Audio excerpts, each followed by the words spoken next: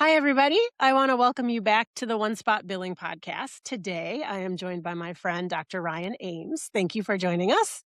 Absolutely. Before we get started, Ryan, why don't you give a little bit of your background? Well, I'm a private practice optometrist. I practice in Oshkosh, Wisconsin, a couple practices with a couple associates. Um, and along with seeing patients full time, I do medical record documentation consulting. And I do that for industry, I do that for our colleagues, and I write articles periodically for different uh, industry journals. Okay, so today we're going to discuss a couple of topics that Ryan suggested: medical necessity and the 9-2 codes. I know you mentioned these are things that come up a lot when you're at meetings, when you're presenting, or talking to people. So I thought maybe we could start with medical necessity and why you thought that this topic would be a good topic. Well, I think in documentation, the biggest thing is medical necessity. A lot of times when we go into exhibit halls or see a new fancy piece of equipment, they show you the piece of equipment, the CPT code that it is, and then they list all the diagnosis codes that you can bill for. Right? So you look at, you can bill for all these things. Like, oh, is there medical necessity to bill for all those things? And it's I think a misconception that just because a diagnosis code is on the list, that means it's justifiable. Right? It's the medical necessity behind it that makes it justifiable. There's a list of things that are on the local coverage determination, the LCD, that you can bill for. But that doesn't mean that every time that shows up, you should bill for it. So looking at the underlying clinical value for the patient is how this should be done, not whether I'm not going to get paid, whether I'm going to get paid for it or not. It's is it good for the patient? I've So seen those checklists of, ROI. If you see, if you right, see 20 glaucoma patients a month, it'll yeah. yeah. No, do all 20 need that test? I maybe, but Not maybe not not. that it's a bad thing to make sure you can afford technology, right? But really Right, getting to you the have to medical do the value. ROI. I mean, you have to Okay. do that. But underlying, it's the patient care that is the ultimate answer to all these questions. So the one that I always see is fundus photography, Mm. and they'll look and they'll see like, oh, there's a chorioretinal scar or an atrophic hole or something in the retina, and then they start shooting a photo every single year that that patient comes in. Like, okay, it's a scar. It's stable. It has no visual or anatomical complication happening. Do you need 30 photos of that? If it starts to change, if it looks different, of course, right? The first time you see it, a baseline image, 100% justifiable. But Yeah. it's a scar. It's a peripheral. Why are you shooting photos every time? Um, a choroidal nevus, that is slightly different. Choroidal nevuses can change. So maybe you don't need a photo every year, but periodic photos to show like there is stability. That's appropriate because you're monitoring for color, shape, and size. So there's reasons to do those things, but there's also a ton of reasons not to do them. Um, Yeah. uh, when slit lamp cameras started becoming more accessible, that list was shouted from the mountaintop that corneal scars and LASIK flaps and all these things, like you should shoot photos. Like, it was a foreign body when they were 15. They're 38 now. It's not changing. Why are you taking photos of it? Oh, because it can get reimbursed.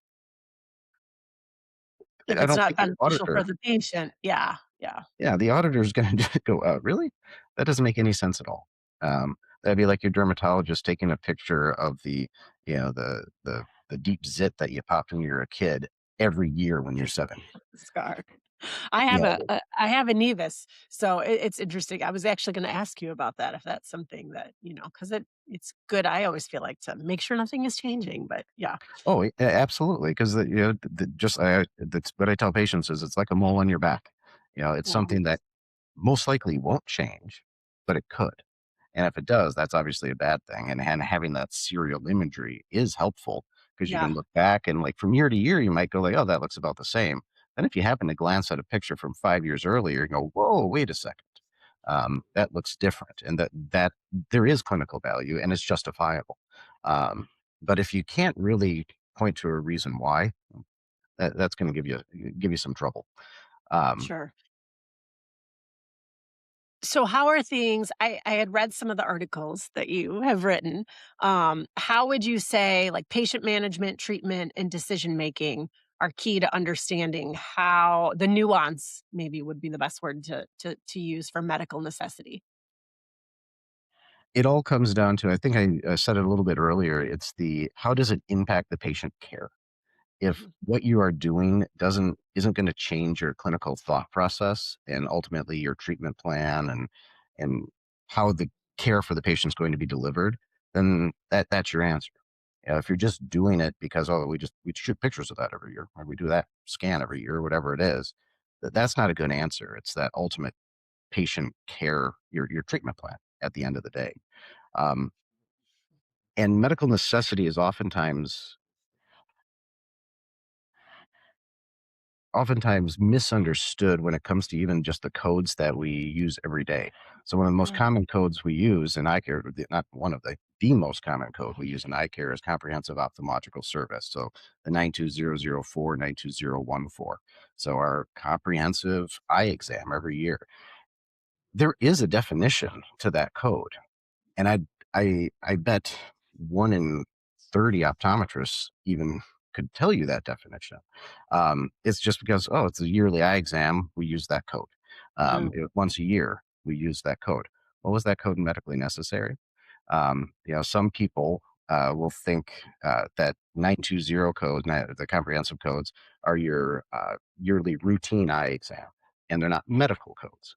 Well, they're actually medical codes that the they are. vision industry misdefined, and they're saying, "Oh, that's your routine eye exam." No, it's a medical office visit. The the Mhm. the reason we use it mostly for routine is not the actual definition. And if you go into the CPT manual, there is a definition. So everyone's supposed to have one of these at their desk, a yearly version.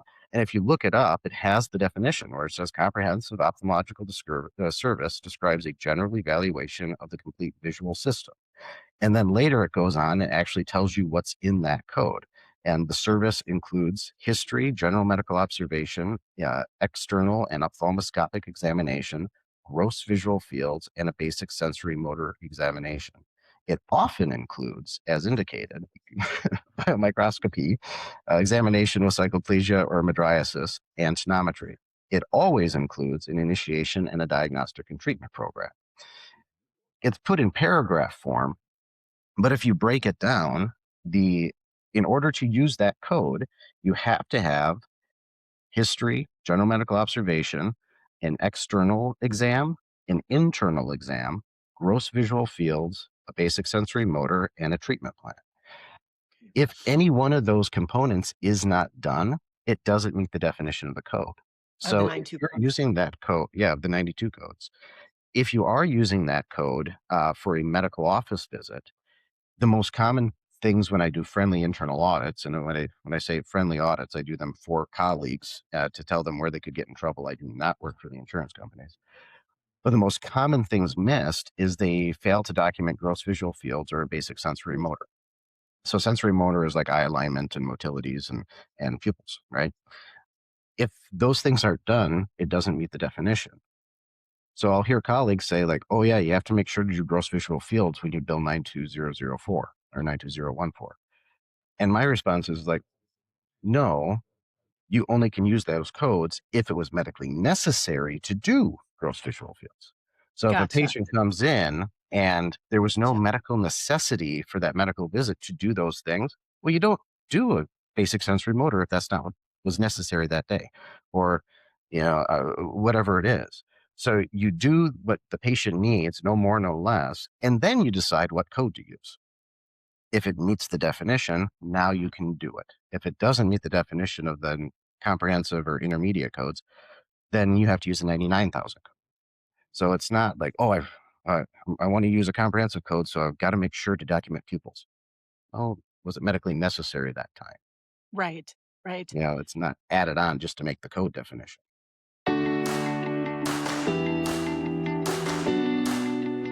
Today's episode is brought to you by OneSpot Billing Software. When a single doctor practice lost their part time biller, AR quickly climbed past 25%. Taking billing into their own hands, the doctor turned to OneSpot and within months brought their AR down to just 5%. OneSpot gives practices the clarity and control they need to collect what they're owed. Visit onespotbilling.com/offer25 to book a demo and receive a $25 Amazon gift card.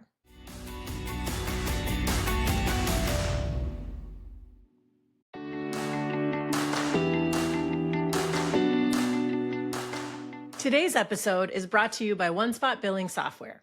When a two-doctor practice suddenly lost their biller and their practice administrator went on medical leave, their AR shot up to over 30%. A new biller was doing everything she could, but couldn't make a dent. After implementing OneSpot, AR dropped to 15% in just a few months and now hovers around 5%. OneSpot Billing gives teams the clarity they need to collect what you're owed. Visit onespotbilling.com/offer25 to book a demo and receive a $25 Amazon gift card.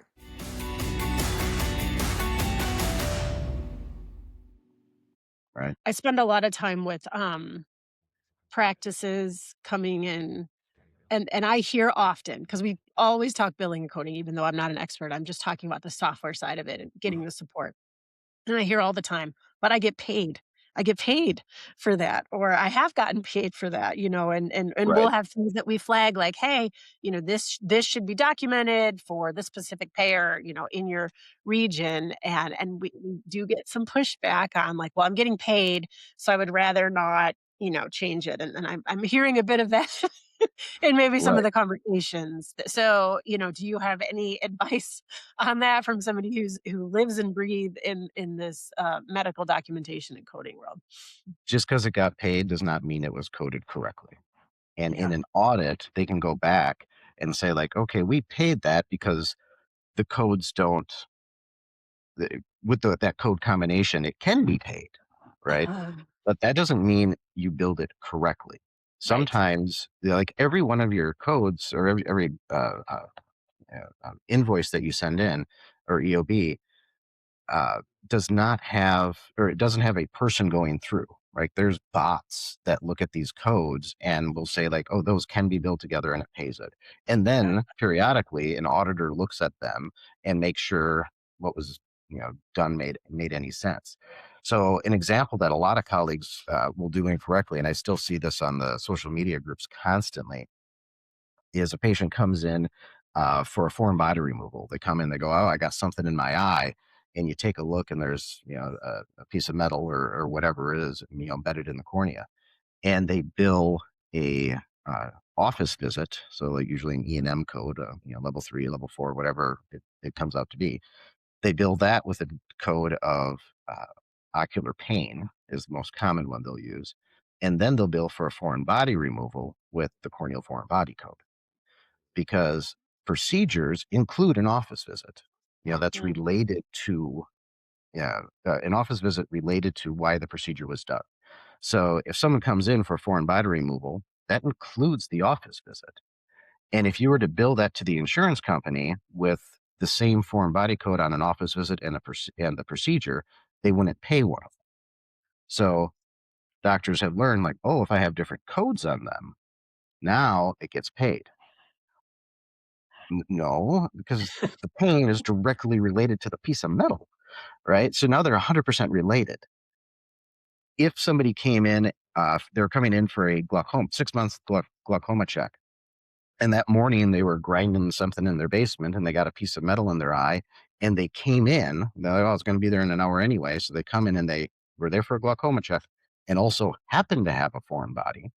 Well, now there's an office visit for the glaucoma check you're able to do because it's completely unrelated to the foreign body removal.